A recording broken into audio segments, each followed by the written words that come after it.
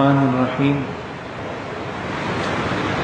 حضور نبی کریم سرور دو عالم صلی اللہ علیہ وسلم نے امت کو ایک خاص نماز سکھائی ہے جس کو صلاۃ التسبیح کہا جاتا ہے۔ یہ آپ نے اپنے چچا حضرت عباس رضی اللہ تعالیٰ عنہ کو خصوصی طور پر سکھائی تھی، اور کئی کتب حدیث میں ابن ماجہ کے اندر، ترمذی شریف کے اندر اور دیگر کئی کتب حدیث کے اندر یہ حدیث موجود ہے۔ سب سے پہلے اس کے حوالے سے یہ بات عرض کر دوں کہ صلاۃ التسبیح سے متعلق جو روایات ہیں وہ ضعیف ہیں، لیکن محدثین کا یہ اصول ہے کہ اگر کوئی ضعیف روایت متعدد طرق سے مروی ہو، یعنی اس کو روایت کرنے والے مختلف صحابہ کرام ہوں، مختلف راویوں نے اس کو مختلف سند سے نقل کیا ہو، تو تعدد طرق کی وجہ سے، بہت زیادہ راویوں کی روایت کرنے کی وجہ سے وہ حدیث ضعیف نہیں رہتی بلکہ حسن بن جاتی ہے، جو قابل استدلال ہوتی ہے۔ تو یہ حدیث بھی اگرچہ ضعیف ہے لیکن کئی طرق سے مروی ہے کتب حدیث کے اندر، اسی لیے یہ حسن کے درجے میں ہے اور اس پر عمل کرنا چاہیے، اور جمہور محدثین اور فقہاء کا یہی مسلک ہے۔ انہوں نے اپنی کتابوں میں بھی اس کو نقل کیا ہے۔ فقہائے احناف کا بھی فتویٰ اسی پر ہے کہ اس کی فضیلت ثابت ہے اور اس کو پڑھنا چاہیے اور اس کا اہتمام کرنا چاہیے۔ وہ نماز یہ ہے، حضور علیہ الصلاۃ والسلام نے حضرت عباس رضی اللہ تعالیٰ عنہ سے ایک مرتبہ فرمایا، یا عمہ، اے میرے چچا، یا عباس، اے عباس، الا اعطیک، کیا میں تمہیں کوئی عطیہ نہ دوں؟ الا امنحک، کیا میں تمہیں کوئی گفٹ نہ دوں؟ الا احبوک، کیا میں تمہیں کوئی ہدیہ نہ دوں؟ الا اخبرک، الا افعل بک 10 خصال، کیا میں تمہیں 10 چیزوں کے بارے میں نہ بتاؤں؟ حضور علیہ الصلاۃ والسلام نے 4 مختلف جملوں میں اپنے چچا کو مخاطب کیا، اور ان چاروں جملوں کا مطلب ایک ہی ہے، الا امنحک، الا احبوک، الا اخبرک، کیا میں تمہیں نہ بتاؤں، کیا میں تمہیں ہدیہ نہ دوں، کیا میں تمہیں گفٹ نہ دوں؟ مقصد یہ تھا کہ شوق پیدا ہو اور اہمیت کا پتہ چلے کہ اتنی بار بار مختلف جملوں سے جو پوچھا جا رہا ہے اس کا مطلب یہ کوئی اہم چیز ہے۔ اس کے بعد حضور علیہ الصلاۃ والسلام نے بتایا کہ جب تم یہ کر لو گے تو اس کا فائدہ کیا ہوگا۔ آپ نے فرمایا، اذا فعلت ذلك غفر اللہ لک ذنبک، اللہ تعالیٰ آپ کے گناہوں کو معاف کر دیں گے۔ پھر آپ نے 10 قسم کے گناہ گنے کہ یہ 10 قسم کے گناہ معاف ہو جائیں گے۔ آپ نے فرمایا، اولہ و آخرہ، پہلے کے گناہ بھی اور بعد کے گناہ بھی معاف ہو جائیں گے۔ 2 گناہ یہ ہو گئے 2 قسم کے۔ پھر آپ نے فرمایا، قدیمہ و حدیثہ، قدیم گناہ بھی معاف ہو جائیں گے، نئے گناہ بھی معاف ہو جائیں گے۔ پھر اس کے بعد آپ نے فرمایا، خطأہ و عمدہ، جو غلطی سے کیے ہیں، خطا سے کیے ہیں، اللہ تعالیٰ ان گناہوں کو بھی معاف کر دے گا، جو گناہ جان بوجھ کر کیے ہیں اللہ تعالیٰ ان گناہوں کو بھی معاف کر دے گا۔ یہ 6 قسم کے گناہ ہو گئے۔ اس کے بعد آپ نے فرمایا، صغیرہ و کبیرہ، اللہ تعالیٰ صغیرہ گناہوں کو بھی معاف کر دیں گے، کبیرہ گناہوں کو بھی معاف کر دیں گے، چھوٹے گناہوں کو بھی معاف کر دیں گے، بڑوں کو بھی معاف کر دیں گے۔ اور پھر اس کے بعد آپ نے فرمایا، سرہ و علانیتہ، جو گناہ چھپ کر کیے ہیں ان کو بھی اللہ معاف کر دیں گے، جو گناہ لوگوں کے سامنے کیے ہیں ان کو بھی معاف کر دیں گے۔ پھر آپ نے فرمایا، 10 خصال، یہ وہ 10 چیزیں ہیں، یہ 10 قسم کے گناہ ہیں، ان 10 کے 10 قسم کے گناہوں کو اللہ تعالیٰ اس عمل کی برکت سے معاف کر دیں گے اور تمہاری مغفرت فرما دیں گے۔ پھر آپ نے اس نماز کا طریقہ بتایا کہ یہ نماز پڑھو۔ اس نماز کو صلاۃ التسبیح کہا جاتا ہے۔ یہ 4 رکعت کی نماز ہے اور اس میں نیت بھی یہی کرنی ہے کہ میں صلاۃ التسبیح پڑھ رہا ہوں۔ اس کا طریقہ یہ ہے کہ انسان 4 رکعت نماز کی نیت باندھے اور اس کے بعد ثنا پڑھے، اس کے بعد سورہ فاتحہ، پھر سورت پڑھے۔ جب سورہ فاتحہ اور سورت پڑھ لے اس کے بعد 15 مرتبہ سبحان اللہ والحمد للہ ولا الہ الا اللہ واللہ اکبر، سبحان اللہ والحمد للہ ولا الہ الا اللہ واللہ اکبر 15 دفعہ یہ پڑھیں۔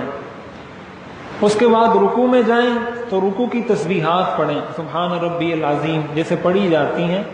اس کے بعد رکوع میں تسبیحات پڑھنے کے بعد 10 مرتبہ پھر یہی پڑھیں، سبحان اللہ والحمد للہ ولا الہ الا اللہ واللہ اکبر۔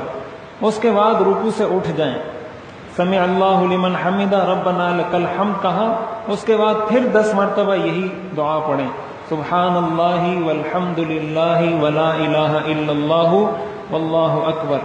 اس کے بعد سجدے میں جائیں، سجدے کی تسبیحات پڑھیں، ان تسبیحات سے فارغ ہونے کے بعد سجدے میں 10 مرتبہ پھر پڑھیں۔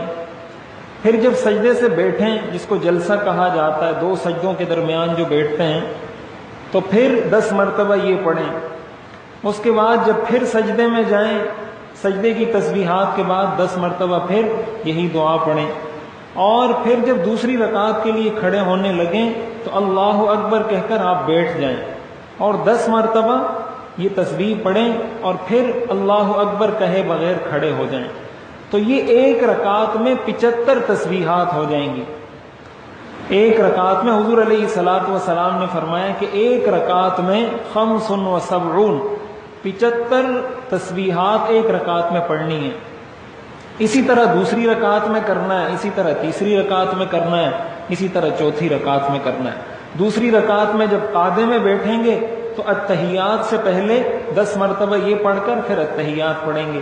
اسی طرح جب آخری قعدے میں بیٹھیں گے تو التحیات پڑھنے سے پہلے 10 مرتبہ یہ پڑھیں گے، پھر التحیات پڑھ کر سلام پھیر دیں گے۔ تو یہ اس کا طریقہ ہے۔ ایک طریقہ اس کا دوسرا بھی بتایا گیا ہے احادیث میں، وہ طریقہ بھی ٹھیک ہے۔ اس میں بھی ہر رکعت میں 75 تسبیحات ہی ہوتی ہیں، لیکن اس کا طریقہ یہ ہے کہ ثنا پڑھنے کے بعد پہلی رکعت میں جب ثنا پڑھی تو ثنا پڑھنے کے بعد سورہ فاتحہ پڑھنے سے پہلے 15 مرتبہ یہ تسبیحات پڑھیں۔ اس کے بعد جب سورہ فاتحہ اور سورت پڑھ لیں تو اس کے بعد 10 مرتبہ رکوع میں جانے سے پہلے کھڑے ہو کر ہی پڑھ لیں، اور اس کے بعد پھر رکوع میں، پھر قومے میں، پھر سجدے میں، پھر جلسے میں، دوسرے سجدے کے بعد پھر نہیں پڑھیں گے۔ تو ایک طریقے میں یہ ہے کہ آپ دوسرے سجدے کے بعد بیٹھیں اور وہاں 10 مرتبہ پڑھ لیں، اور دوسرے طریقے میں یہ ہے کہ آپ وہاں نہ پڑھیں، 25 مرتبہ آپ قیام کی حالت میں پڑھ لیں، 15 مرتبہ ثنا کے بعد، 10 مرتبہ سورت پڑھنے کے بعد 25 وہ ہو جائیں گی، پھر 10 ملا کے یہ 75 ہو جائیں گی۔ تو یہ اس کا طریقہ ہے۔ اور حضور علیہ الصلوۃ والسلام نے یہ طریقہ بتانے کے بعد حضرت عباس رضی اللہ تعالی عنہ سے فرمایا، ان استطعت ان تصلیھا فی کل یوم مرۃ فافعل، کہ اگر تم روزانہ 1 مرتبہ یہ نماز پڑھ سکو تو ایسا ضرور کرو۔ فإن لم تفعل ففی کل جمعۃ مرۃ، اگر ایسا نہیں کر سکتے تو ہر ہفتے میں 1 دفعہ پڑھ لیا کرو۔ فإن لم تفعل ففي كل شهر مرة، اگر ایسا بھی نہیں کر سکتے تو مہینے میں 1 مرتبہ یہ نماز پڑھ لیا کرو۔ فإن لم تفعل ففي كل سنة مرة، اگر ایسا بھی نہیں کر سکتے سال میں 1 مرتبہ پڑھ لیا کرو۔ فإن لم تفعل ففي عمرك مرة، اگر ایسا بھی نہیں کر سکتے زندگی میں 1 بار تو یہ نماز ضرور پڑھ لو۔ تو اتنی تاکید کے ساتھ حضور علیہ الصلوۃ والسلام نے اپنے چچا کو یہ طریقہ سکھایا۔ پہلے آپ نے اتنا شوق دلایا، کیا میں تمہیں نہ بتاؤں، کیا میں تمہیں ہدیہ نہ دوں، کیا میں تمہیں عطیہ نہ دوں، کیا میں تمہیں کوئی چیز گفٹ نہ کروں، اس طریقے سے آپ نے شوق دلایا، اور پھر آخر میں آپ نے فرمایا کہ روزانہ پڑھو، روزانہ نہیں تو ہفتے میں، ہفتے میں نہیں تو مہینے میں، مہینے میں نہیں تو سال میں، سال میں نہیں تو زندگی میں 1 مرتبہ اس کو پڑھ لیں۔ تو یہ کوئی مشکل طریقہ بھی نہیں ہے، اور حضور علیہ الصلوۃ والسلام نے اس کی ہمیں وضاحت بھی فرما دی کہ اتنے گناہ اس سے معاف ہو جاتے ہیں۔ تو اگر اس کا انسان اہتمام کر لے، کوئی روزانہ کی بنیاد پہ کر سکتا ہے، بہت اچھی بات ہے۔ روزانہ نہیں کر سکتا، ہفتے میں کر لے، ہفتے میں نہیں، مہینے میں، مہینے میں نہیں، سال میں نہیں تو عمر میں 1 دفعہ، جس طرح حضور نے فرمایا کہ 1 دفعہ تو کم از کم اس کو پڑھ لیں۔ اور اس سے یہ بات بھی معلوم ہوتی ہے جو بار بار میں عرض کرتا رہتا ہوں کہ اللہ تعالیٰ اپنے بندوں کو بخشنے کے بہانے ڈھونڈتا ہے۔ اب یہ کوئی مشکل طریقہ ہے؟ یہ جو لوگ کہتے ہیں نا کہ اللہ تعالیٰ اپنے بندے کو جہنم میں کیوں جلائے گا، اب کیا ایسا بندہ آگ میں جلانے کا مستحق نہیں کہ اللہ نے اتنا آسان طریقہ بتا دیا ہے کہ بھائی یہ کر لو میں گناہوں کو معاف کر دوں گا. اب اگر کوئی یہ طریقہ بھی نہیں اپناتا، وہ نماز بھی نہیں پڑھتا، وہ اللہ کی نافرمانی پھر بھی کرتا ہے اللہ کے اتنے احسانات کے باوجود، تو آیا یہ شخص کس چیز کا مستحق ہے؟ یہی وجہ ہے کہ اللہ کی رحمت جتنی زیادہ ہے اللہ کا غضب بھی اتنا ہی زیادہ ہے. جس آدمی کو محبت زیادہ ہوتی ہے اس کا غصہ بھی شدید ہوتا ہے.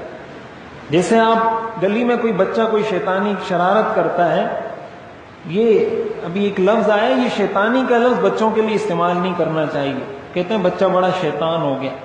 یہ لفظ علماء نے لکھا ہے بچوں کے لیے استعمال نہیں کرنا چاہیے، اس لیے کوئی اچھی بات تو نہیں ہے کہ اپنے بچے کو کوئی شیطان بولے یا بولے یہ شیطانیاں کر رہا ہے. شرارت کا لفظ استعمال کر لیں یا کوئی اور لفظ. تو اگر کوئی بچہ شرارت کر رہا ہے گلی میں، تو اگر کوئی عام آدمی ہوگا وہ اس کو دیکھے گا، وہ اس کو سمجھا دے گا بیٹا یہ نہیں کرو، گھر چلے جاؤ. لیکن اگر وہی شرارت کرتے ہوئے اس بچے کا والد اس کو دیکھے گا تو والد اس کو 2 تھپڑ بھی مارے گا. عام آدمی نے تو صرف یہ کہا بیٹا گھر چلے جاؤ، والد ساتھ میں 2 تھپڑ بھی مارے گا. تو اب آپ کیا کہیں گے کہ اس دوسرے آدمی کو محبت زیادہ تھی، والد کو کم ہے؟ ایسا تو نہیں ہے. والد کو محبت زیادہ ہے، دوسرے آدمی کو کم تھی، اس لیے والد نے 2 تھپڑ مارے، دوسرے آدمی نے 2 تھپڑ نہیں مارے. تو جس کی محبت زیادہ ہوتی ہے اس کا غصہ بھی شدید ہوتا ہے. اسی لیے اللہ کا غصہ بھی قرآن میں جو آتا ہے نا، ان ربک لسریع العقاب ان اللہ عزیز ذو انتقام، یہ جو اللہ کے بارے میں آتا ہے ان بطش ربک لشدید، وہ اسی لیے آتا ہے کہ قرآن میں اللہ نے جگہ جگہ یہ بھی تو فرما دیا ہے کہ ان اللہ غفور الرحیم انی لغفار، میں بخشنے والا ہوں، بار بار بخشنے والا ہوں، میں تواب ہوں، بار بار توبہ قبول کرتا ہوں. اس لیے ایک تو اس نماز کا اہتمام کریں، دوسرا اس نماز کے بعد پھر انسان دعا کر لے، اور دعا میں اپنے گناہوں کی اللہ سے معافی بھی مانگ لے، صغیرہ گناہوں کی بھی، کبیرہ گناہوں کی بھی، اور ساتھ ساتھ جو حقوق ذمے میں لازم ہیں ان حقوق کو ادا کرنے کی کوشش کرے. کسی کا حق اگر ہے اس کے ذمے میں اس کو ادا کرے. اگر کوئی قضا نمازیں ہیں، قضا روزے ہیں، یا کوئی بھی ایسی چیز ہے جو اس کے ذمے میں ہے اس کو ادا کرے. بندوں کے جو حقوق لازم ہیں اس کو ادا کرے، اور دعا کرے، دعا میں توبہ استغفار کرے اور اس کا اہتمام کرے. تو یقیناً اللہ تعالیٰ اس کے سارے اگلے پچھلے نئے پرانے تمام گناہوں کو معاف کر دیں گے. اللہ تعالیٰ ہمیں عمل کرنے کی توفیق عطا فرمائے.